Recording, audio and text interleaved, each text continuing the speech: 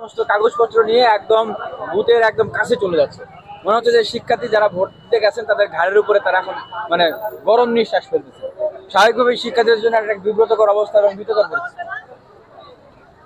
আমরা শিক্ষার্থীদের বন্ধুদের উদ্দেশ্যে বলতে চাই যে এখনই যারা এইভাবে করে নিয়মের তোয়াক্কা করছে না, নিয়ম মানছেন না, নিয়ম ভাঙছেন, কোনো কিছুকে পরোয়া করতেছেন না, তাদের শক্তি, তাদের মত্তা, তাদের ক্ষমতা সেই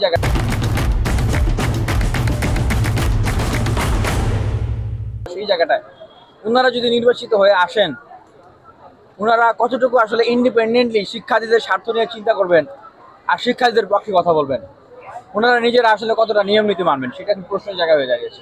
আবারও বলছি যে ছাত্র দল এবং ছাত্র শিবির ওনারা প্রতিযোগিতা করে এখন নিয়ম ভাঙছেন, যে কে কার থেকে বেশি নিয়ম ভেঙে শিক্ষার্থীদেরকে প্রভাবিত করা যায়। সকাল থেকে এই অভিযোগগুলো জানাচ্ছি।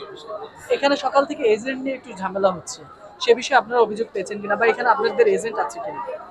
দেখেন, আরেকটা যেটা বিষয় ছিল যে স্বাভাবিকভাবেই 19 সালের ডাকসুতেও বুথের বাইরে পর্যন্ত যারা সেন্ট্রালি ক্যান্ডিডেট তাদের যাতায়াতের একটা সুযোগ ছিল, কিন্তু এবার বলা হয়েছে যে যেতে দেওয়া হবে না। আমরা বলেছি যে যেতে দেওয়ার জন্য অনুমতি দেওয়া হয়, কিন্তু তারা অনুমতি দেননি, আমরা যাইনি।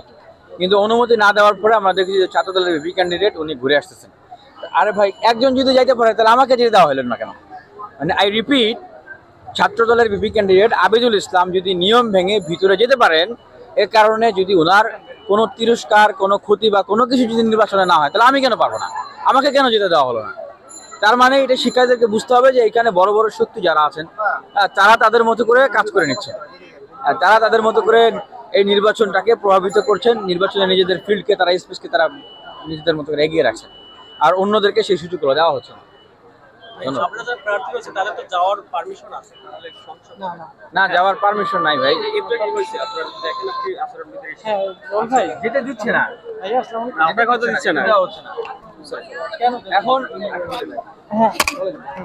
সেখানে ছাত্র দলের যিনি ভিপি ক্যান্ডিডেট তিনি বললেন যে তিনি অনুমতি নিয়ে গেছেন, তাকে অনুমতি দেওয়া হলো, আমাকে কেন অনুমতি দেওয়া হচ্ছে না?